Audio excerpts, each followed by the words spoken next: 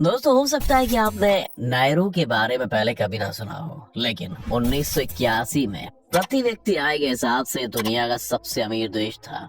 यहाँ की GDP per capita उस वक्त $27,000 थी। इसी समय अमेरिका की जीडीपी पर कैपिटा $14,000 पर थी। भारत तो आज 2023 में भी $2,200 पर है। ये दर्शाता है कि इस देश के लोग उस वक्त कितने अमीर थे। लेकिन आज इसकी गिनती दुनिया के सबसे गरीब देशों में होती है और ये अपने 90% जीडीपी गवा चुका है। लेकिन ये कैसे हुआ? क्या थे वो फैक्टर्स जिसने इसे इतना अमीर बनाया और कैसे वो इसकी बर्बादी की वजह बने? आइए जानते हैं आज की इस वीडियो में, तो अंत तक बने रहिएगा हमारे साथ। लेकिन नायरू एक आइलैंड कंट्री है जो सिर्फ 8 स्क्वायर माइल के एरिया में फैली हुई है। ये देश इतना छोटा है कि अगर आप 30 की स्पीड में इसके चारों ओर गाड़ी चक्कर लगाएंगे तो 1 घंटे में आप पूरे देश को कवर कर लेंगे। और इस तरह ये दुनिया का तीसरा सबसे छोटा देश है। लेकिन इस देश के पास कुछ ऐसा था जो पूरी दुनिया को चाहिए था।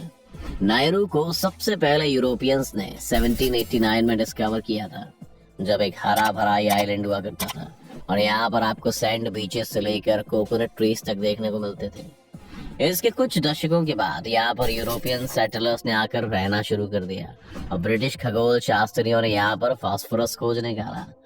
फास्फोरस का इस्तेमाल फर्टिलाइजर से लेकर कॉस्मेटिक्स और मवेशियों के चारे के लिए किया जाता था और इस आइलैंड का 80% हिस्सा इस मिनरल से कवर्ड था। इसके बाद यहाँ के फास्फोरस माइनिंग राइट्स जर्मनी को बेच दिए गए, जिनका उस समय वहां पर कब्जा था और हर साल करीब 80 मिलियन मेट्रिक टन फास्फोरस यहाँ से बाहर शिफ्ट किया जाने लगा। फास्फोरस इस आइलैंड का मेन एक्सपोर्ट बन गया, लेकिन इसकी वेल्थ यहाँ के लोगों के हाथ में नहीं बल्कि जर्मनी के हाथ में जा रही थी।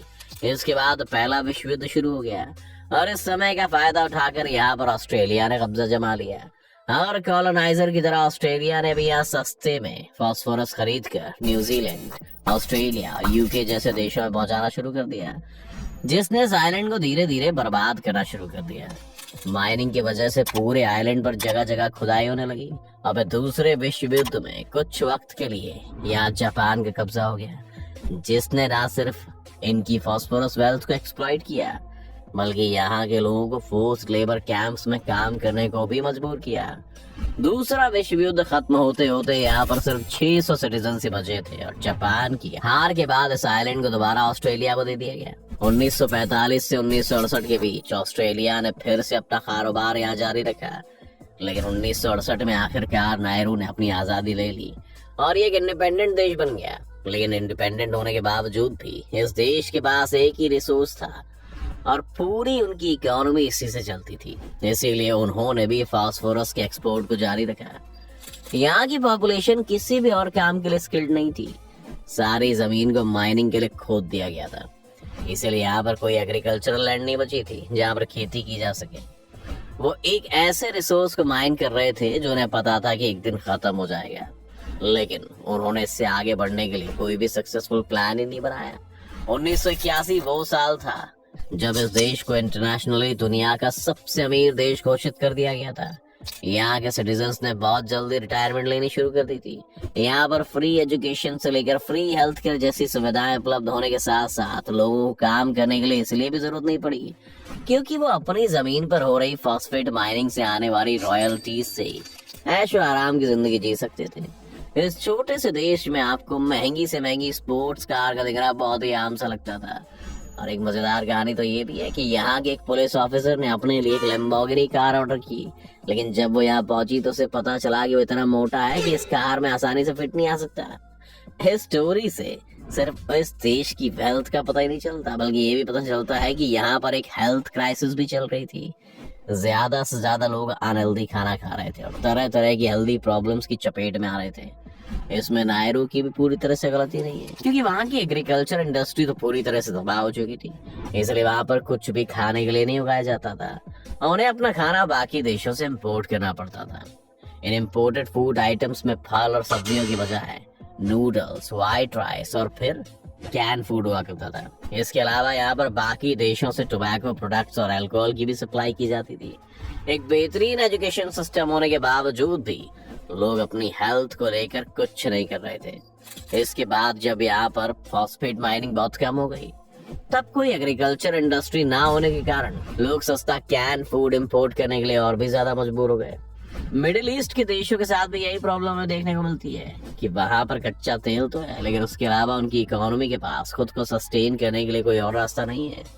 अब मिडिल ईस्ट के देशों ने अपनी स्ट्रेटजी को बदलना शुरू किया है, जैसे कि वो टूरिज्म की तरफ ध्यान दे रहे हैं, साथ ही सोवरेन नेशनल फंड्स बनाकर अलग अलग ग्लोबल कंपनीज में इन्वेस्ट भी कर रहे हैं, ताकि वहां से जो प्रॉफिट जनरेट हो उससे वो अपने देश की इकोनॉमी को चला सकें।